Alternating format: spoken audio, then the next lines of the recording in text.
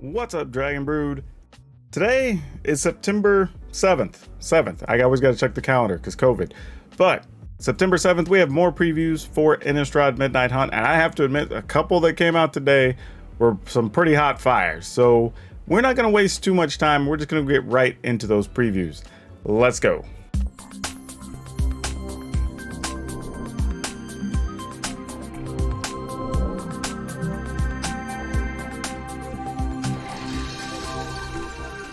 All right, out of the gate swinging, Delver of Secrets. And anybody who's played older formats know how good Delver of Secrets is. There's a whole class of decks built around this card. And yeah, I expect that it will be some type of player in Standard. The reality is going to come down to, though, are there enough cheap spells or spell-heavy decks that really want something like this? Answer is quite possibly yes. There are a lot of, simple spot removal and shock type effects that exist. But it may not even matter. The card's just all around good. So yeah, for those of you who don't know, Delver Secrets, 1 blue, 1/1. At the beginning of your upkeep, look at the top card of your library. You may reveal it. If it's an instant or sorcery, reveal this way, transform Delver Secrets, and it turns into a 3/2 flyer. That's it. That's the whole card. And yes, it's that good. If you don't know, find out. Right, this one's also pretty interesting. So you have Hostel or Hotel. No, you have Hostel, which is a fun play on words. But you tap it for a colorless. You can pay 1 and tap it, sacrifice a creature, put a soul counter on Hostel.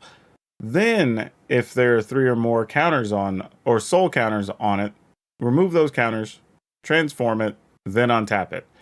Activate only as a sorcery. So it does have some restrictions that you can't just do it whenever. Then the backside is Creeping In, which is a 3/7 creature. Whenever Creeping In, which by the way, also a great name, attacks, you may exile a creature card from your graveyard. If you do, each opponent loses life and you gain life, where X is the number of creature cards exiled with Creeping In. Alright, so when it attacks, you can exile a creature card from your graveyard. But then, it's subsequent. So after you remove the second one, then it'll deal 2 and then 3 and whatever. Okay. Yeah, the card seems neat. I think this could be a good late game card, especially for control decks where you can afford to have 1 or 2 colorless mana. And then honestly, this also isn't legendary, which is kind of interesting. So yeah, it's possible you could play a couple of these, turn them into 3/7s. It does have the ability to pay 4 and phase out, so you can also protect it. I don't know if you get like the life gain bonus in a control deck, so maybe that's not the right home. Maybe some monocolor aggro decks could have something like this. Who knows? There's a lot of interesting things because it does also say sacrifice a creature to get the flip, and that's the part that's going to make it a little bit difficult. Now, maybe if you're playing something like Pest, that's a thing. But otherwise, I don't know. It's a cool card. I'd love to see where it ends up. Right, there were also a couple that dropped late yesterday that I wanted to include in today's previews as well. But this is Briar Bridge Tracker, 2 colorless and a green for a 2/3 vigilance. So that's reasonable. When Briar Bridge Tracker enters the battlefield, investigate. That creates a token. You can pay 2, sacrifice it, draw a card. As long as you control a token, it gets +2/+0. So it's a 4/3 for 3 with vigilance. It seems pretty good. I mean, there's also a lot of treasure, so maybe it fits into some of those types of builds. It just says token as well, not even like a type of token. So even a 1/1 token creature also satisfies this requirement. I don't know, 3 mana 4/3. I don't know which decks particularly want that, but I don't hate it either. This is interesting. I don't know. I'm kind of on the fence on this one. I feel like I could build a deck where it's playable. Don't know if it's better than some of the other 3 mana things I might want to do in a green or green X aggro deck. All right, Hungry for More, a black-red sorcery. Create a 3/1 black and red vampire creature token with trample, lifelink, and haste. Sacrifice it at the beginning of the next end step. Flashback, 1 colorless, a black and a red. So this is neat. It's a 2 mana, 3/1 flyer. No, 3/1 trample. I don't know why I'm trying to give it flying. I think it's because it's vampire. So a 3/1 black-red vampire token with trample, lifelink, and haste. And then you can flash it back.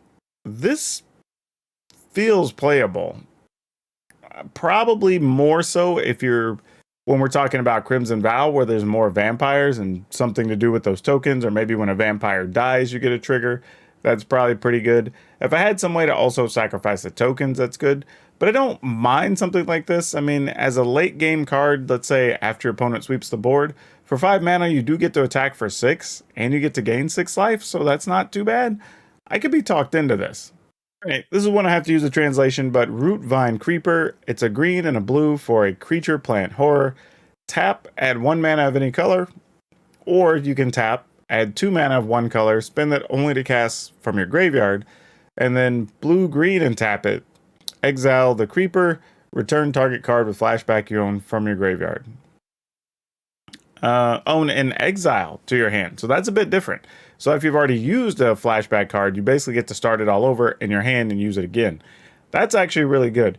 The other thing about this too is having another 2 mana creature that we can have that taps for any color that actually isn't a 1/1 or an 0/1 or whatever might be the best part about this card. There's probably a few decks that are doing some ramp type effects that would much rather have this than some of the other options that we've had to use over the last year and a half. So yeah, this could be playable. All right, Vengeful Extermination, 6 white, blah, sorcery. Vengeful Extermination costs 1 less to cast for each creature on the battlefield. Destroy all creatures. Never mind the blah. This is actually fine.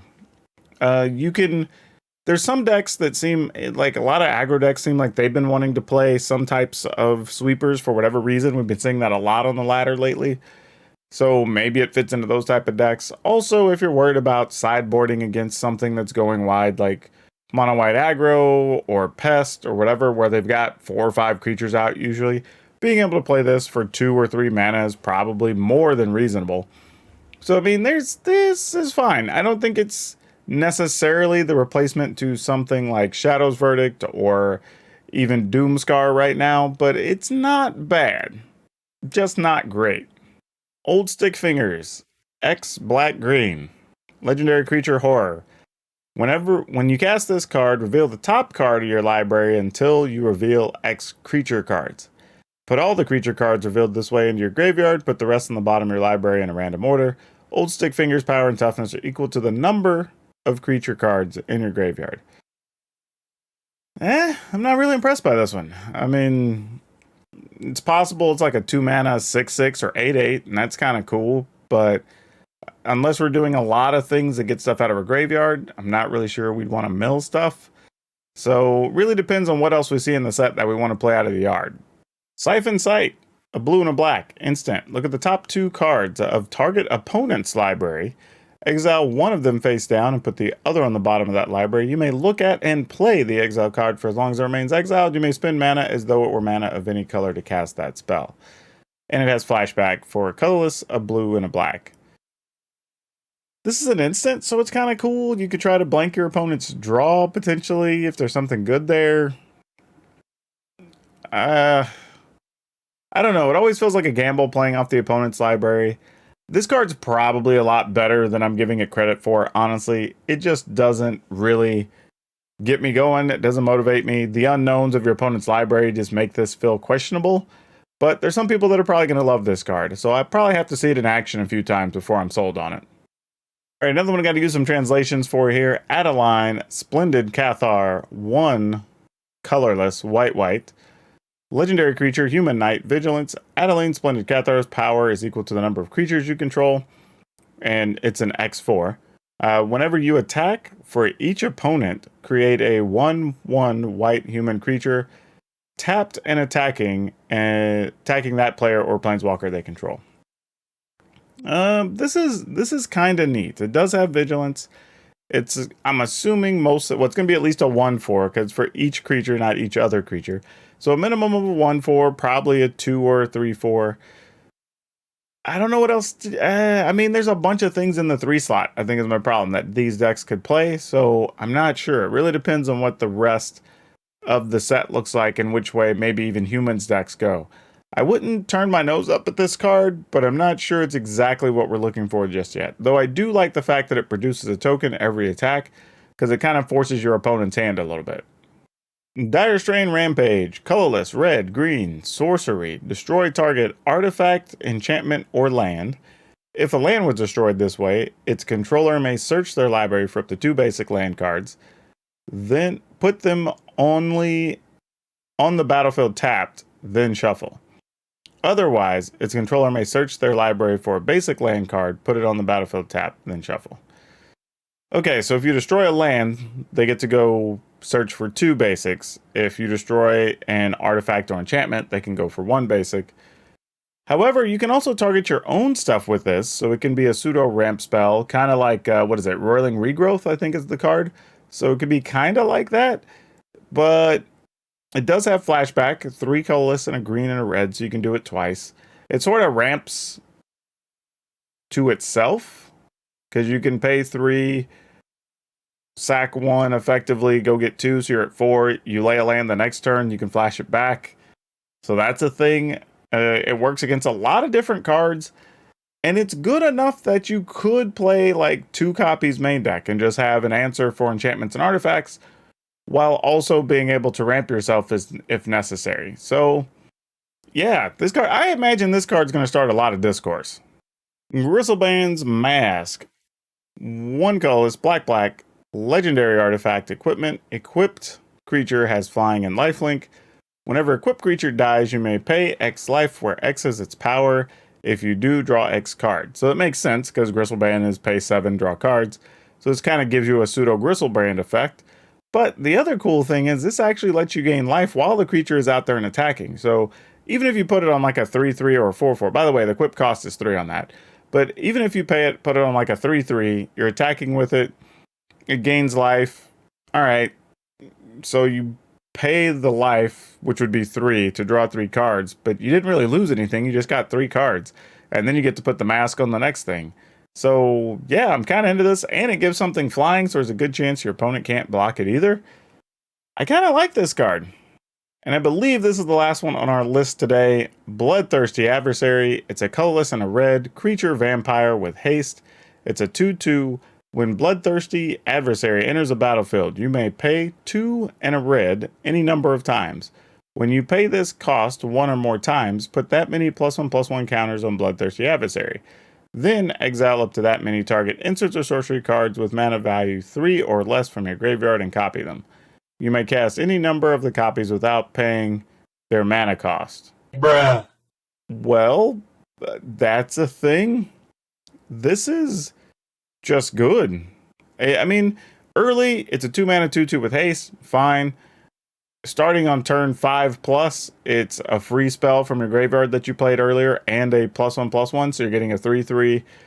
I mean, paying 3 additional mana is not the cheapest thing, but it's basically getting to flashback all the 3 mana or less things in your graveyard.